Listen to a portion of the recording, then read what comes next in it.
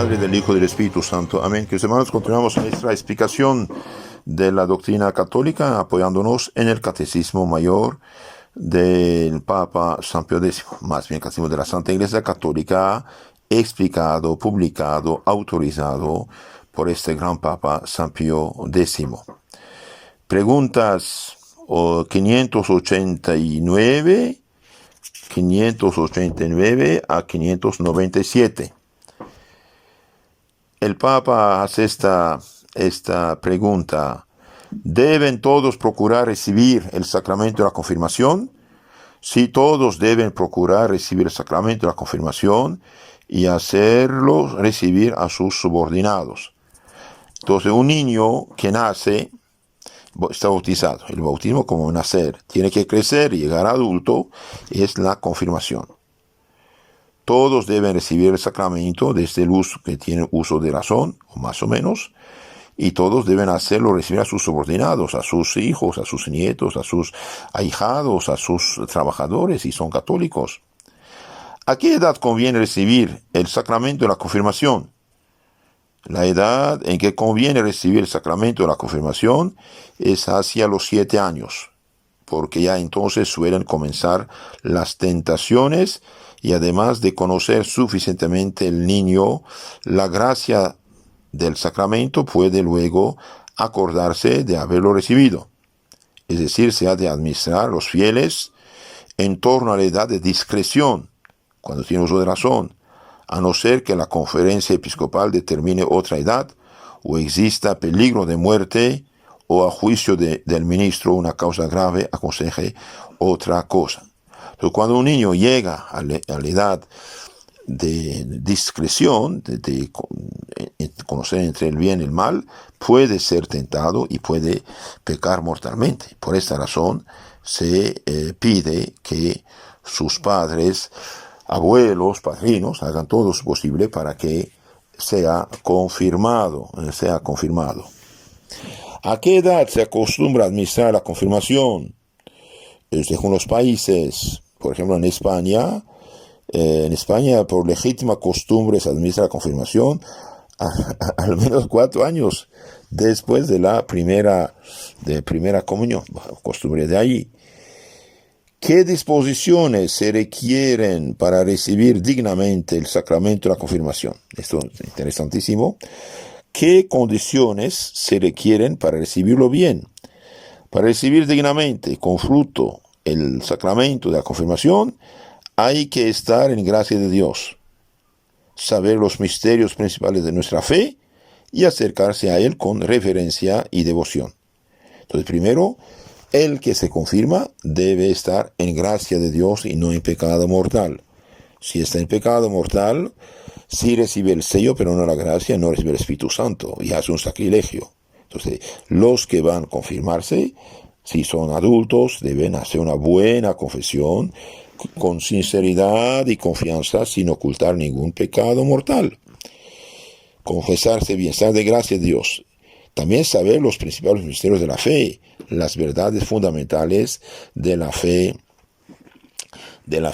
católica, y acercarse al sacramento con devoción y reverencia, con respeto y devoción, con amor a Dios nuestro Señor. ¿Pecaría quien recibiese la confirmación por segunda vez? Sí, cometería un sacrilegio, porque la confirmación es uno de los sacramentos que imprimen carácter en alma y que por lo tanto solo una vez se puede recibir. Entonces, el que recibe por la segunda vez la confirmación o el bautismo peca mortalmente, hace un sacrilegio, porque hay 3 sacramentos que imprimen un sello espiritual en el alma que nunca se borra: es bautismo, confirmación y orden sacerdotal. Bautismo significa una vez uno nace, no puede volver a nacer. La confirmación una sola vez crece, no puede crecer segunda vez y llegar a adulto, ¿no? ¿Qué ha de hacer el cristiano para conservar la gracia de la confirmación? Muy interesante esto. Para conservar la gracia de la confirmación, es decir, el Espíritu Santo, la caridad, los dones, las virtudes, Para conservar la gracia de la confirmación, debe el cristiano hacer frecuente oración, ejercitar buenas obras y vivir según la ley de Jesucristo sin respetos humanos. Entonces uno debe hacer oración. Dichosos 1000 veces los padres, abuelos, hermanos mayores que enseñan a los niños a rezar, que enseñan a los niños la importancia de la oración, nunca dormirse sin haber rezado, al menos el Padre Nuestro, la Ave María, pedir perdón a Dios, faltas y fallas, hacer su examen de conciencia. Si tiene libro de oración de la noche, de la mañana, es mucho mejor. Entonces hacer frecuente oración, no solamente mañana y noche, antes de comer, después de comer, también hacer jaculatorias, es decir, oraciones cortas, breves, Señor mío, ayúdame, Señor, ven en mi socorro, Señor, en ti confío, etc. También debe ejercitar buenas obras. Un cristiano lleno del Espíritu Santo de Dios y de caridad, porque caridad, gracia y Espíritu Santo van juntos, y bien debe hacer buenas obras bajo todas las formas diferentes, desde la caridad hasta no hablar mal de la gente, hasta dar buen ejemplo y ayudar con todo lo que uno puede, y vivir según la ley de Cristo, sin respeto a humanos. Entonces, el niño que ve a su padre, abuelo, madre, mayores, hermanos, abuelas, padrinos, vivir como Dios manda, por ejemplo, nunca fallar a misa, pudiendo ir, claro, cuando uno está enfermo, es bien que si el niño ve que nunca su familia falta a misa, pues eso es importante. Pero si ve que por cualquier pretexto faltan a misa, por ejemplo, o nunca se confiesan, nunca comulgan, el niño va a imitar este mal ejemplo. Entonces, hace falta vivir según la ley de Cristo, sin respeto humano. ¿Esto qué significa? Significa no debemos tener miedo, no debemos tener miedo a lo que dirán los demás. Se lee en la historia de la iglesia que los santos insistían mucho que fueran todos confirmados. Por ejemplo, cuando San Francisco de Javier estaba en las Indias, ahí al lado de China, para predicar la fe cristiana, en el año 1542 escribió inmediatamente una carta a Santo Ignacio, que estaba en Roma, y le suplicaba: por amor de Dios, vaya a ver al Papa y pídale que le conceda al obispo de Goa, una ciudad llamada Goa, la facultad de delegar el permiso de confirmar a los sacerdotes que están en los diferentes lugares de la India. En esta época no había avión, no había carro, todo era a pie, un barco o asno. Porque aquí, dice el santo, por las grandes distancias el obispo no puede ir personalmente a confirmar, y los cristianos se ven privados de la gracia, de la fortaleza, de la luz de este sacramento. Y por el trato frecuente con los paganos, más que en otras partes del mundo, está en peligro de perder la fe. Entonces el santo pide que el Papa dé permiso al obispo para delegar a los sacerdotes de confirmar la gente donde no hay obispo, no llega el obispo. ¿Por qué? Porque estos cristianos viven en medios paganos y pueden perder la fe por respeto humano o miedo. 6 años más tarde, en 1548, en otra carta, Santo Ignacio decía: todavía estamos esperando con ansia el permiso de confirmar, por la gran necesidad que tienen los cristianos de esos lugares de fortalecerse con la gracia del sacramento de la confirmación. Entonces, esto es importantísimo, ser confirmado. ¿Por qué? Porque la confirmación, dijimos, nos fortalece, nos confirma en la fe. Todos los días hay católicos que no solo flaquean en la fe, sino que pierden la fe y pasan a otras sectas, religiones. Es que la fe no se puede conservar si no se está dispuesta a defenderla. Obligación del cristiano es no solo defender su fe y conservarla, sino dar testimonio de su fe y propagarla. Y hoy, mediante el liberalismo, esa idea que no es para nada católica, yo respeto todas las religiones, yo respeto tu religión, respeto la mía, etc. Esto no es católico. El cristiano tiene la obligación no solo de defender su fe con severa, sino de dar testimonio y propagarla, porque Cristo no tiene iglesias, tiene una iglesia y esto debe ser proclamado. Pero hoy hay un virus, podemos decir, un virus que penetró en la mente de muchos católicos. Ecumenismo, todos hermanos, aleluya. Esto no es posible porque Cristo no tiene iglesias, no fundó iglesias. Entonces es importante confirmar. Los apóstoles, hemos visto, fueron transformados cuando recibieron el Espíritu Santo. Fueron transformados, fueron testigos de Cristo en Jerusalén, Galilea y hasta los últimos confines de la tierra, había dicho Cristo. Hechos 1, 4-8. También fortalece con la gracia del Espíritu Santo para poder dar testimonio de la fe cristiana. Entonces, el cristiano confirmado debe vivir en gracia de Dios y no en pecado mortal. En su famoso catecismo popular explicado, el padre Spirago dice que hoy en día hay tantos cristianos que flaquean en la fe porque no tienen en la debida estimación el sacramento de la confirmación. Muchos flaquean porque no fueron confirmados o confirmados bien pecado mortal. De ahí la importancia que los hermanos, padres y madres, defender sus hijos de estas malditas películas que son escuela de perdición, escuela de Satanás, escuela de vicios y pecados. San Vicente Ferrer, ya lo dije, lo repito, había profetizado ya en el siglo XV que en los últimos tiempos el demonio hará todo lo posible para retraer a los cristianos de la recepción del sacramento de la confirmación, para que lleguen más fácilmente a apostatar de la fe. Es algo grave, Y bien, el que rehúsa o aplaza la recepción del sacramento de la confirmación se expone a un grave peligro, como un viandante que tiene que transitar por un paso muy arriesgado y rehúsa las armas que le ofrecen para su seguridad y para su defensa. Vemos también la historia de la iglesia, que los que fueron confirmados, pudieron defenderse y recibir bendiciones especiales a Dios. Por ejemplo, refiere San Bernardo en la vida de San Malaquías, obispo de Irlanda, que fue a visitar el obispo Malco para hablar de cosas referentes al culto y servicio divino.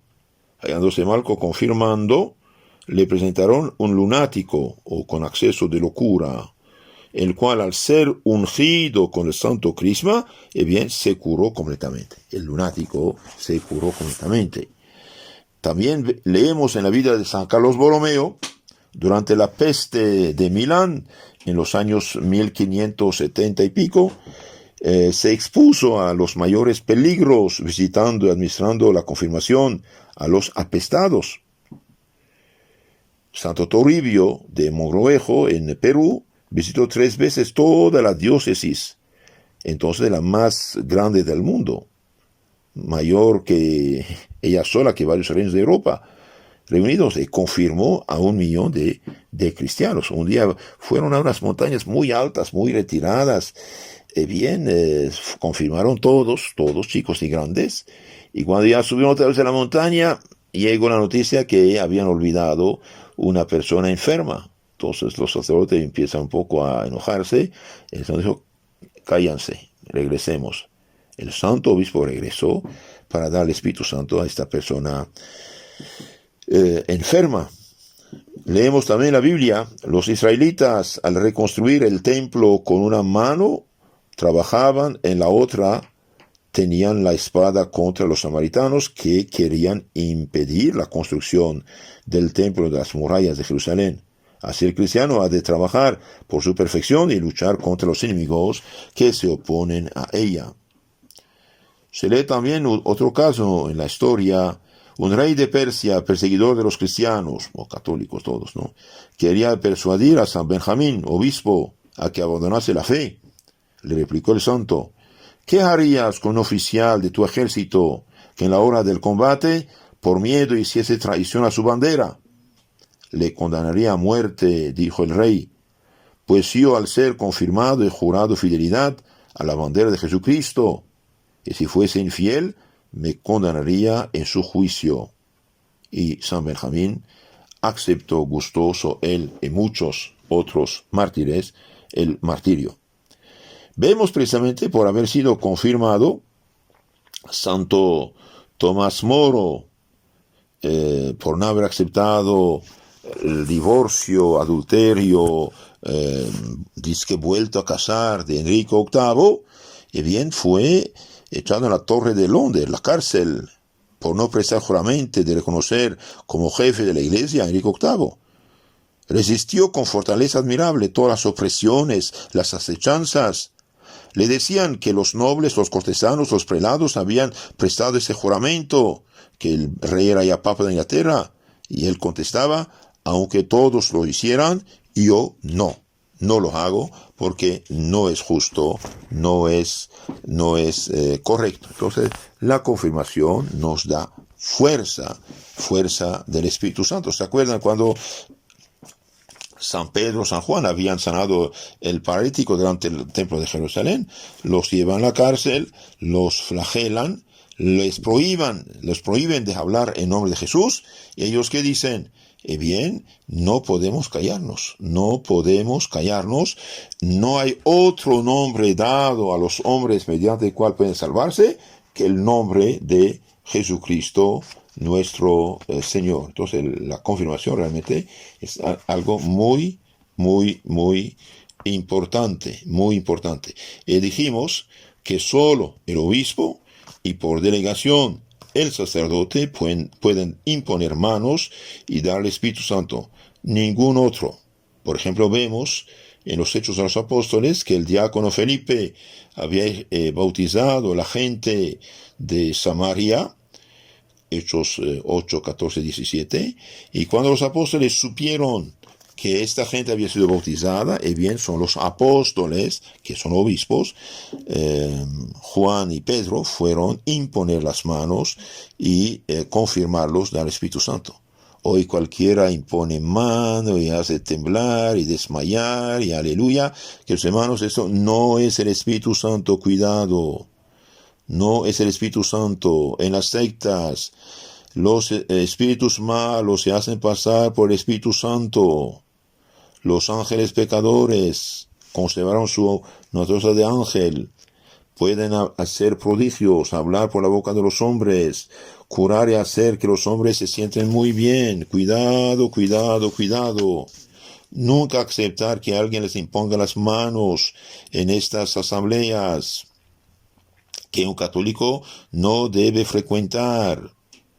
Las sectas fundadas por hombres no tienen ninguna protección contra las trampas de los demonios que mezclan lo bueno con lo malo para engañar mejor a la gente.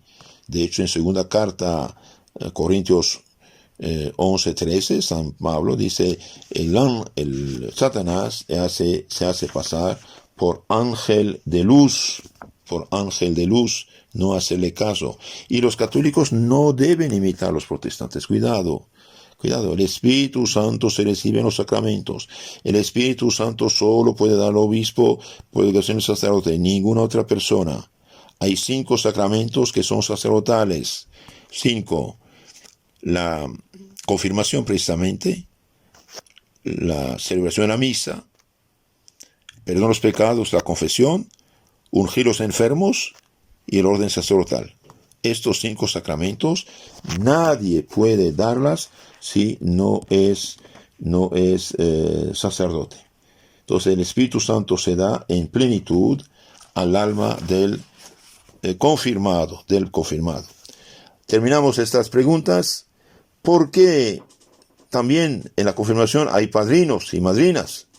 Para que estos, con palabras, ejemplos, dirijan al confirmado por el camino de la salvación y lo ayuden en la milicia espiritual. Entonces el padrino, la madrina son instrumentos de Dios para que ayuden al confirmado en el camino de la salvación y lo ayuden en la lucha espiritual de la vida cristiana. ¿Qué condiciones se requieren en el padrino o la madrina? El padrino ha de ser con conveniente edad, católico, confirmado, instruido en las cosas más necesarias de la religión y de buenas costumbres. Entonces tiene que tener al menos una cierta edad, ser confirmado él mismo, porque ¿cómo puede ejercer la lucha espiritual? El que no la aprendió. Instruido en la religión y de ser buenas costumbres. Un borracho, un perdido, un adúltero, un fornicario, un unión libre no puede ser padrino. ¿Contrae el padrino de la confirmación algún parentesco con el confirmado? El padrino contrae con lo confirmado parentesco espiritual, aunque este no produce impedimento para el matrimonio. Entonces hay un parentesco espiritual. El padrino debe dar el ejemplo a su ahijado o ahijada, y debe ser el buen olor de Jesucristo por su vida espiritual. Mis hermanos, hasta aquí el Catecismo de San Pío X. Vamos a amplificar un poco esto más en las charlas siguientes. Les aconsejo de escuchar desde la primera charla el Catecismo Católico Tradicional en YouTube. Todo está explicado poco a poco. Escúchenlo, mándenlo a su gente, aprendan su doctrina. El Papa San Pío X decía: la mayor parte de la gente que va al infierno por no conocer la doctrina. Entonces, el que por ignorante peca, bien dará cuentas a Dios. ¿Por qué? Porque nadie tiene el derecho de quedar ignorante. Entonces, catecismo. ¿Por qué catecismo? Porque el catecismo, dijimos, es la crema de la Biblia.